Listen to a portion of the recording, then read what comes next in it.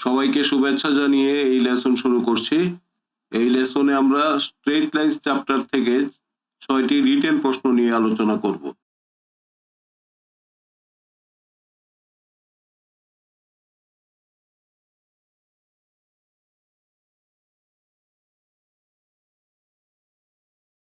প্রশ্নটাতে বলেছে এ 1 - 2, বি -3 0 ও সি 5 6 বিন্দুর স্থানাঙ্ক দেওয়া আছে।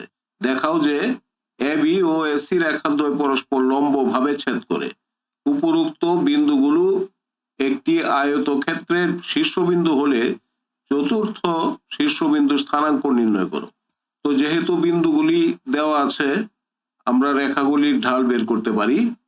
এবি রেখার ঢাল এম এবি সমান হবে 0 -2 ডিভাইডেড বাই -3 -1। তো এখান থেকে এম এবি সমান হলো -1/2।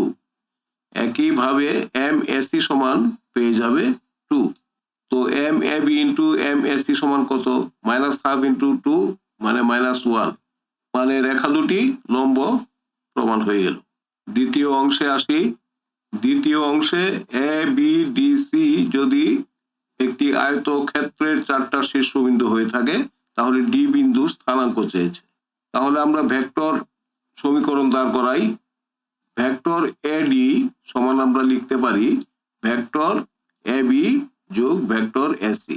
এটাকে আমরা প্রয়োজনে উল্টাপাল্টা করে লিখব ভেক্টর এবি সমান ভেক্টর সিডি, অথবা ভেক্টর বিডি সমান আবার ভেক্টর এসি, যেহেতু ভেক্টরগুলি সমান এবং সমান্তরাল। এখন ডি বিন্দুর স্থানাঙ্ক বের করতে হলে তুমি এই মূল বিন্দুটাকে মনে করো ও, তাহলে ও থেকে যাত্রা শুরু করে তোমার ডি পর্যন্ত যেতে হবে, এবং এখানে ভেক্টরের বহুভুজ সূত্র প্রযুক্ত হবে। যেমন আমি লিখব ভেক্টর ওডি, এটা লব্ধি। লব্ধি সমান কি হবে? ভেক্টর ও এ যোগ ভেক্টর এসি যোগ ভেক্টর সিডি। বিষয়টা ভালোভাবে বুঝে নাও, এটাই হচ্ছে এই অঙ্কটার মূল। তো এটাই এখানে লিখেছে অ্যাকচুয়ালি। ভেক্টর ওডি মানে কি? ভেক্টর ওডি মানে ডি বিন্দুর অবস্থান ভেক্টর, সুতরাং এটাকে শুধু ডি বললাম। সমান এ বিন্দুর অবস্থান ভেক্টর হচ্ছে ও এ, এটাকে শুধু এ বললাম, plus vector AB plus vector AC, মানে অ্যাকচুয়ালি হলো ভেক্টর ওডি সমান ভেক্টর ও এ যোগ ভেক্টর এসি যোগ ভেক্টর সিডি। এখন সিডি সমান হচ্ছে ভেক্টর এবি। তো যেভাবেই লিখো, মূল বিষয় এটা সব সময় মনে রাখবে। তো এখান থেকে পেয়ে যাবে ডি সমান, জাস্ট মান বসাও 1/8। তো এবি সমান এসি প্রমাণিত। ফোর্থ ভার্টেক্স ডি সমান 1/8, এটাই হচ্ছে উত্তর।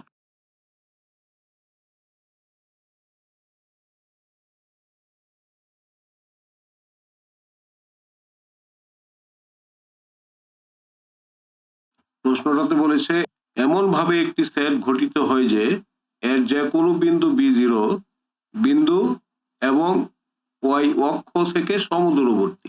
সঞ্চারপথের সমীকরণ নির্ণয় করো। তো ধরি পি সেই সঞ্চারপথের যে কোনো একটা বিন্দু, তাহলে পি এবং b0 ভিতরে দূরত্ব কত? d1 সমান এটা। আর পি বিন্দুর দূরত্ব ওয়াই এক্সিস থেকে হচ্ছে এইটা, d2 সমান অ্যাবসলিউট ভ্যালু অফ এক্স। এই ধরনের অঙ্ক আগের লেসনে করা হয়েছে। তো কন্ডিশন অ্যাপ্লাই করি, d1 সমান d2 দাঁড়াচ্ছে এই, জাস্ট করে গেলে পেয়ে যাবে Y square equals to 2bx minus B square, অর্থাৎ Y square minus 2bx plus B square সমান 0।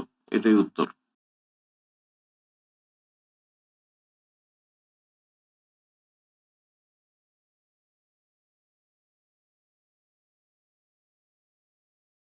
প্রশ্নটাতে বলেছে একটি সরল রেখা দুটি অক্ষ থেকে সমান ছেদাংশ কর্তন করে।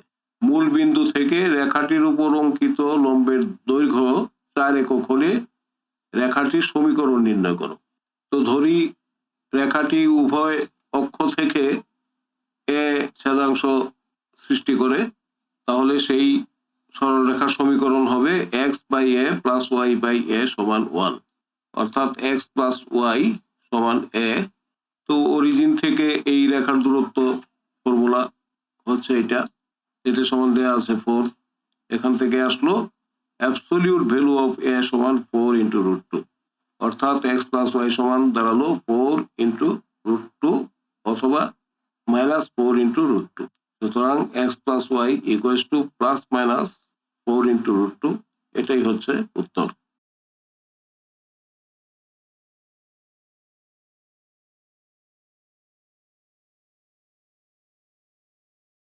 এটা একটা ভালো অঙ্ক, দেখি প্রশ্নে কি বলেছে। এ 1 1, বি 3 4 ও সি 5 2 ত্রিভুজ এবিসি এর তিনটি শীর্ষবিন্দু এ বি ও এসি বাহুর মধ্যবিন্দুগামী রেখার সমীকরণ নির্ণয় করো এবং দেখাও যে রেখাটি বিসি এর সমান্তরাল এবং অর্ধেক। তো এ বি রেখার মধ্যবিন্দু হচ্ছে এইটা, এসি বাহুর মধ্যবিন্দু হচ্ছে এইটা, তাহলে স্লোপ অফ এম এন সমান কত হবে?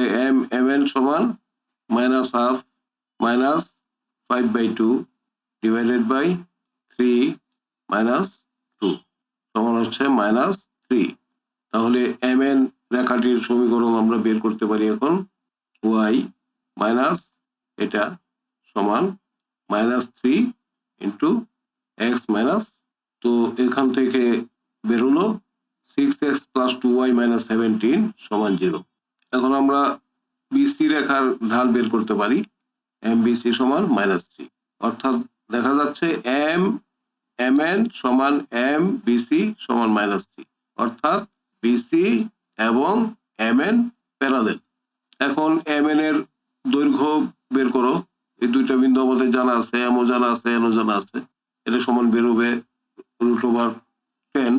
বিসি রেখার দৈর্ঘ্য বের করি, সেটা দাঁড়াবে 2 ইন্টু √10, অর্থাৎ এম এন সমান মানে absolute value of M N সমান half of absolute value of BC.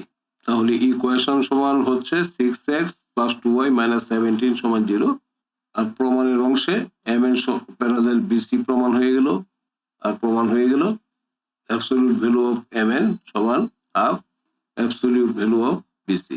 আসলে এই জিনিসটা তোমাদের সারাটা জীবন কাজে লাগবে, এটা জিওমেট্রির একটা বেসিক জিনিস।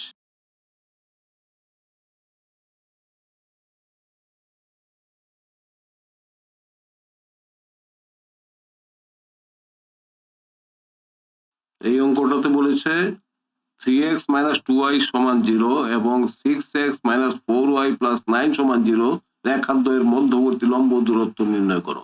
তো এই রেখা দুটিকে just standard x plus by plus c আকারে সাজাই, এই সমীকরণকে 2 দিয়ে ভাগ দিলে হয়ে যাচ্ছে এটা। তো দেখা যাচ্ছে দুইটি রেখারই স্লোপ হচ্ছে 3/2, অর্থাৎ তারা প্যারালেল। এখন দুইটি প্যারালেল লাইনের মধ্যবর্তী দূরত্বের যে ফর্মুলা, সেখানে আমরা এটা অ্যাপ্লাই করি।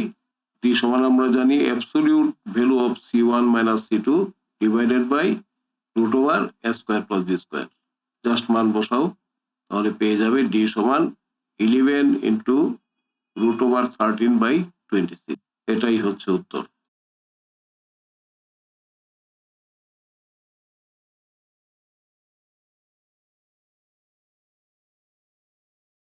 এটা একটা ছোট খাটো ভালো অঙ্ক, ঢাকা ইউনিভার্সিটিতে 16-17, আবার আরেকটাতে 18-19 এসেছিল। এই দুটি সরল রেখা একই, তাহলে পি এর মান নির্ণয় করতে হবে।